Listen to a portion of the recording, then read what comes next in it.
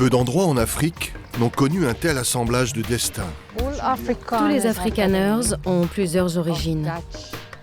Néerlandais, anglais, Hottentot et malais.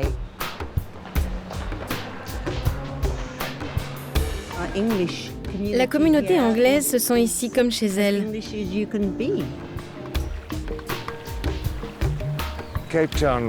Le Cap n'a jamais été une ville à majorité blanche, même du temps des Hollandais. C'est plus difficile aujourd'hui d'être blanc en Afrique du Sud. C'est très complexe avec tous ces changements.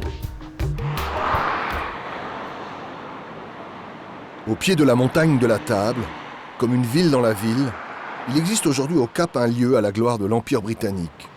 Une institution. Le Mount Nelson. Les jardins de l'hôtel de luxe sont un des endroits les plus prisés de la ville. Des étudiants de l'université du Cap y fêtent ce soir la fin de leur année scolaire. Ils ont à peine 20 ans et se soucient peu de savoir qu'aux pires heures de l'histoire de l'Afrique du Sud, beaucoup de citoyens britanniques aisés troquaient un hiver londonien contre quelques semaines ensoleillées ici, au pays de l'apartheid. Les visages des jeunes diplômés disent que les temps ont bien changé.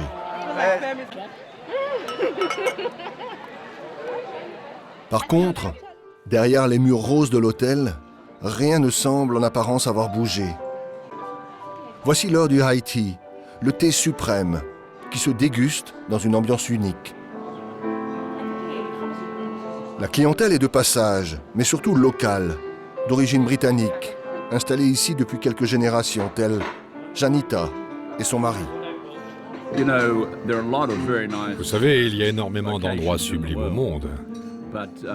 Mais ce que je préfère ici au Cap, c'est le style de vie européen. Nous sommes tous nés ici. Le Cap est une ville idéale pour ceux qui aiment vivre dans la nature. C'est dimanche, jour de chasse à courre. Janita est aux anges. Elle adore monter à cheval avec ses amis. Les chiens d'origine britannique, comme leur maître, sont fin prêts également, déjà au taquet, sur le sol trempé. Ils crachinent. Une météo anglaise, mais qu'importe. C'est l'un des derniers rendez-vous de l'année avant l'été, quand le sol sera trop sec. Alors ça se fête.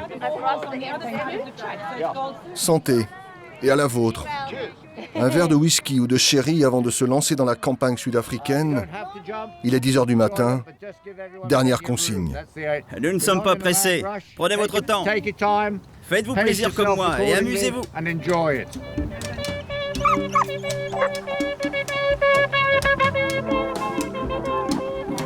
La région du Cap est sans doute l'une des seules d'Afrique où l'on chasse à courre. À l'ancienne, à l'anglaise. Déjà au XVIIIe siècle, c'était pareil. Les gens du Cap formaient une communauté civilisée et ordonnée. Les lions et les éléphants n'étaient plus qu'un vague souvenir. Et les Hottentots, les premiers habitants qui occupaient la région avant l'arrivée des Blancs, avaient été chassés depuis longtemps, hormis ceux dont on avait fait des domestiques ou des bergers.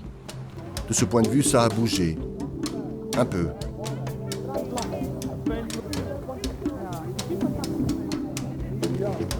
Déjà au XVIIIe siècle, le Cap était un minuscule bastion de l'Europe, une enclave au fin fond du continent noir, où les visiteurs de passage étaient surpris de découvrir une colonie si policée, en un lieu aussi inattendu.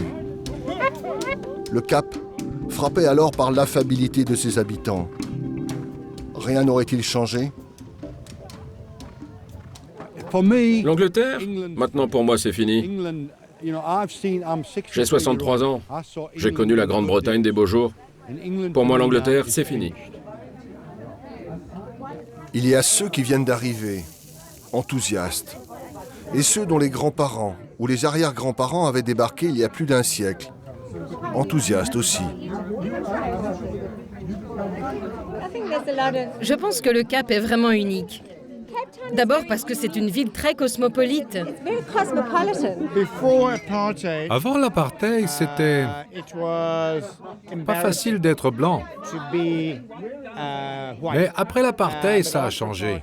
Une fois que Mandela est arrivé, on a retrouvé une fierté d'être en Afrique du Sud.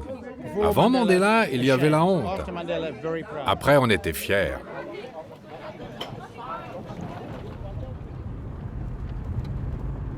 Propriétaire d'un domaine superbement placé face à la montagne de la Table, David Graff est un afrikaneur, descendant des Hollandais et des Français, les premiers Européens venus s'installer au Cap, bien avant les Britanniques. J'ai grandi ici. Cette propriété date du 19e. Quand mon grand-père s'est marié, il a décidé de construire cette maison et c'est ce qu'on appelle le style hollandais du Cap.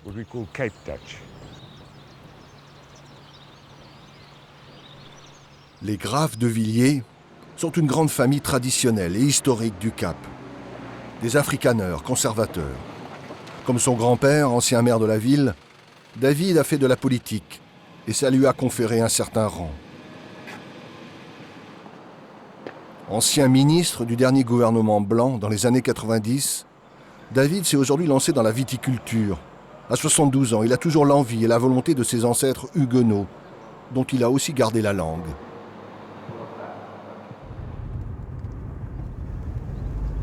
C'est une grande propriété, non?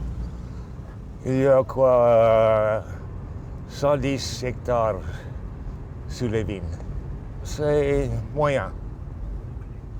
Depuis son domaine, David a regardé sa ville changer. Je me souviens quand j'étais gamin. La population du Cap était de 300 000 habitants. Aujourd'hui, c'est plus de 2,5 millions. Vous vous rendez compte? Rien que durant ma vie. Comme beaucoup d'habitants du Cap, David s'est senti à part du reste de son pays. Selon moi, le Cap a toujours fait de l'intégration. Il n'y avait pas d'opposition entre les différentes communautés. On parlait la même langue. On était sur le même bateau. Il n'y a jamais eu de gros problèmes. C'est seulement quand l'apartheid a été mis en place. Il a fallu séparer les gens. Chacun devait vivre dans son coin. Ça a causé beaucoup de tensions, pour des raisons évidentes.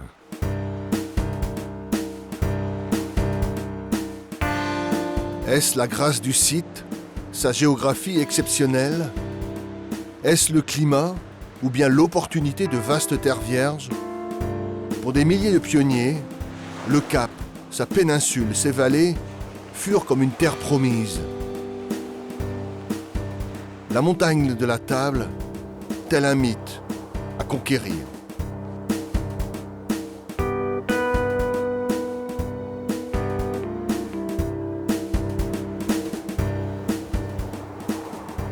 À l'élégance et la distinction victorienne des Anglais avait précédé l'héritage architectural des bourses afrikaners.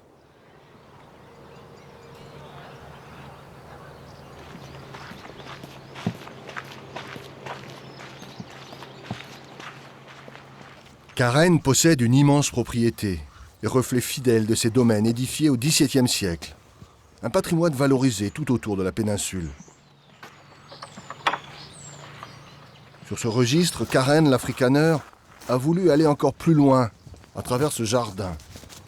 Reproduire une page de l'histoire de la péninsule du Cap. Comme un coup de chapeau aux principaux pionniers. Goed, ek moet 'n bietjie met julle kom gesels. Ja.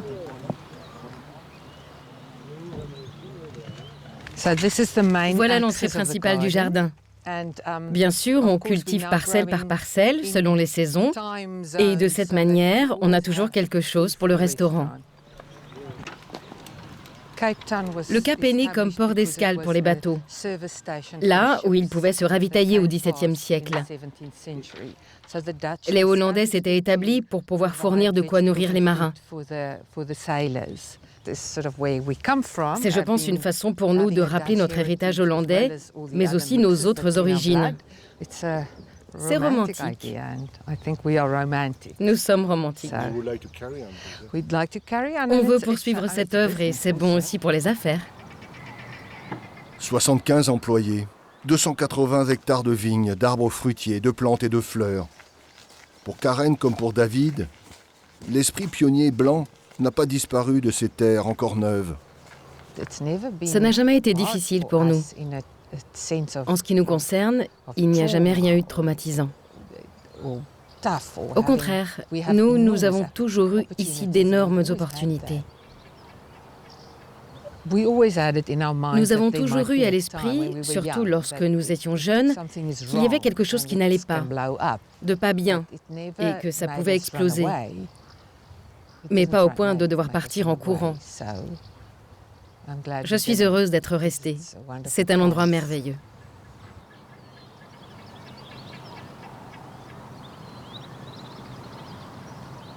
Nous sommes à seulement une demi-heure de voiture du port et du centre-ville du Cap, près de Franschhoek, le coin des Français en afrikaans, la langue dérivée du néerlandais des Sud-Africains blancs. La vallée des grands vignobles sud-africains est celle des premiers colons, le terroir des Hollandais, et surtout des Huguenots fuyant la France pour cause de guerres de religion. Certains de ces domaines sont devenus des sortes de musées.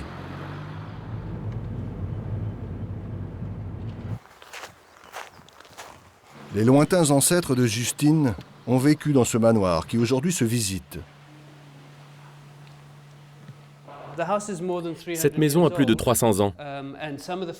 Certains meubles sont encore plus âgés, d'autres plus récents. Justine Fox porte un nom britannique, mais ses origines sont beaucoup plus mélangées.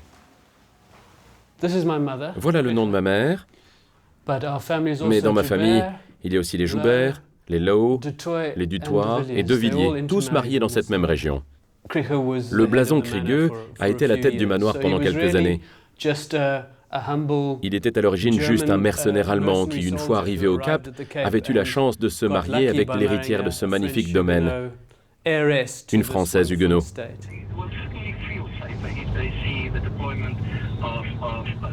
À 44 ans, Justine partage son temps entre le Cap et le reste de l'Afrique où il voyage pour écrire des articles. Voilà l'université du Cap. C'est là où je donne aussi des cours de temps en temps.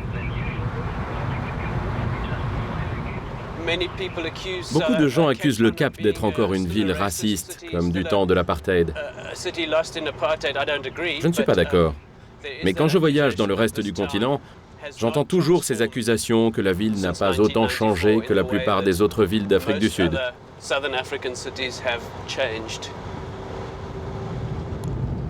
Justine est un afrikaneur de la jeune génération. Il est un intellectuel progressiste, plutôt critique, et parfois mal à l'aise avec l'histoire récente du Cap et de son pays.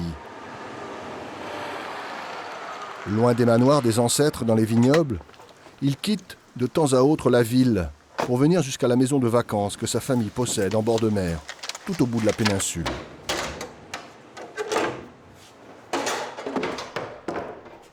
Il faut de temps en temps venir tout ouvrir pour changer d'air l'hiver.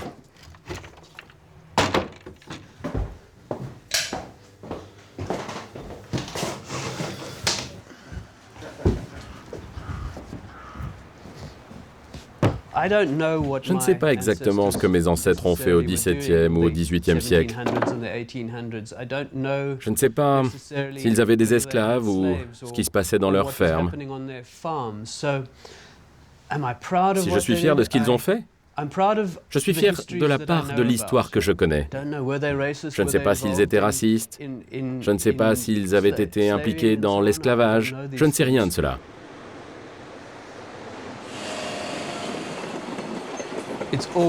C'est toujours difficile d'être blanc en Afrique.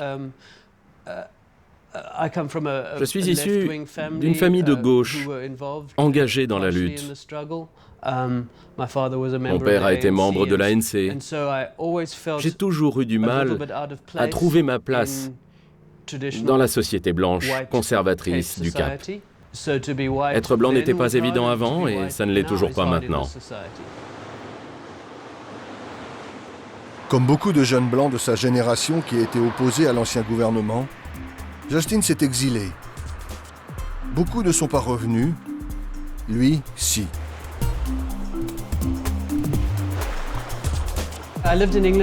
Je suis parti en Angleterre pendant 4 ans. Et c'est vrai, le Cap m'a manqué. La lumière, la géographie, l'océan, la couleur de la terre, l'environnement si particulier dans la péninsule, la flore. Ici, tu es au sud de l'Afrique. Tu as vraiment le sentiment d'être au bout d'un coin perdu de l'Atlantique Sud. Je n'ai jamais trouvé un tel autre endroit. Ça aurait été impossible de partir pour de bon.